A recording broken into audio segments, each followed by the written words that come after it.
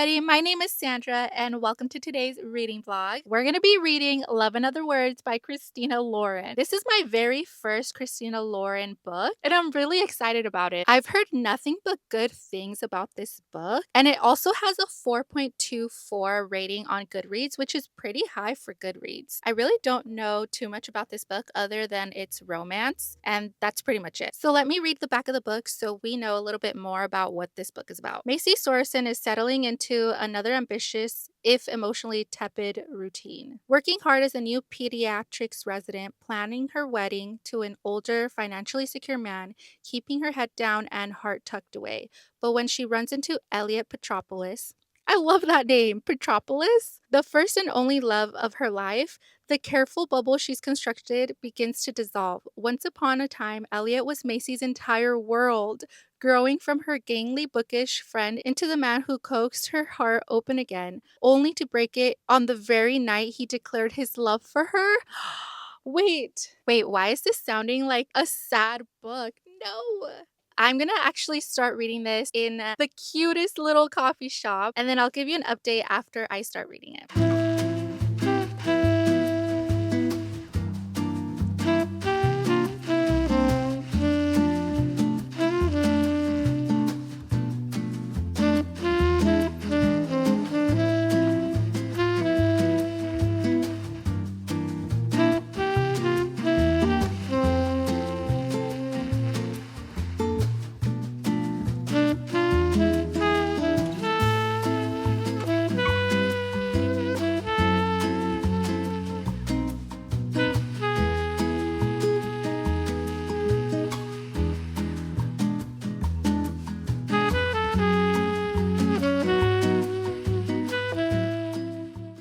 Back from the coffee shop. I was only going to stay there for a few minutes, and I ended up staying there for like almost an hour reading this book. It has the cutest little quotes, and I'm loving it so far. I'm on page 30, and this story is told in two different timelines. So we have the present timeline and the past timeline, which is 10 years in the past. So our two main characters are Macy and Elliot, and they met when they were teenagers, and it seems like they like each other. They're like besties. They read in her closet, which is so cute. And then we have the current timeline where they haven't spoken to each other for about 10 years, but they happen to bump into each other at a coffee shop. It feels like we're going to get their love story as teenagers, so how they met and I think how they fell in love. I'm not sure. I haven't gone that far into it. But then we have the present timeline, but the present timeline doesn't give us much other than they haven't talk to each other in a very long time. So I'm hoping to figure out what their situation is, what their story is. It's kind of like a little mystery because we don't know why they stopped talking to each other. We just know that they haven't spoken in a long time. And now let's get back to reading.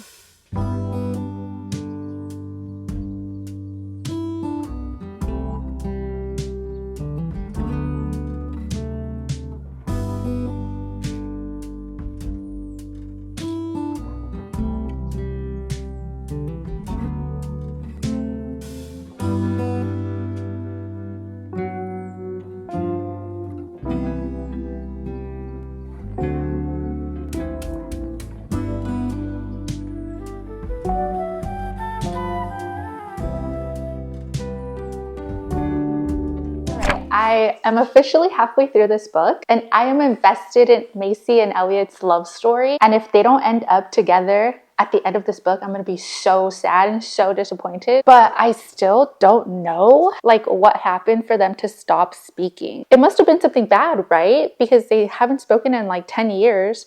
But listening to their love story as teenagers, I don't know how they could stop speaking to each other. I've also been annotating so much, mostly because there's a lot of cute quotes and cute things happening in this book, but also because this is my book club's book pick, and I don't want to forget anything that I've read and all of my reactions and thoughts throughout this book. All right, I'm gonna finish reading.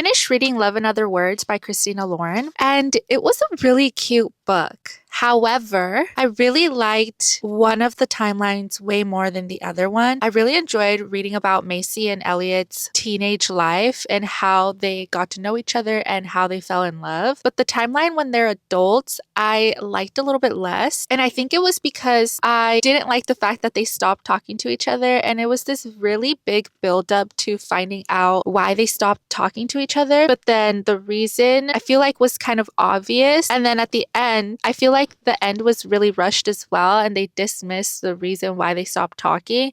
And then a month later, they were like happily ever after, you know? But getting to know them as teenagers and following their love story and watching them grow their love for each other, I really enjoyed that part. I feel like it wasn't a typical romance book, which I thought it was. And I feel like a lot of people think this is a typical romance book, but it's not. It feels more like a coming of age because we have that teenage perspective. But overall, I really enjoyed reading this book. I did cry a few times. I was going to give it a 5-star rating, but after thinking a little bit and also talking to my book club about it, I am going to give it a 4.75 as my final rating. There was just like little things here and there that I didn't really like. And I did move on and I did look past them, but now reflecting on it, I feel like some of the things like you can't just look past. But yeah, so this is a 4.75 for me. I would definitely reread it for sure. I feel like my book club, there was only like 5 of us that actually really enjoyed it and everybody else did not like it. I feel like they didn't like it because of the opposite reason that I liked it. So they didn't like the teenage perspective and they also didn't like the buildup of why they stopped talking to each other, and it was a little bit too predictable for them, but I really enjoyed it. But yeah, I'm gonna end the video right here. Thank you so much for watching. Don't forget to like and subscribe, and I'll see you in the next video. Bye!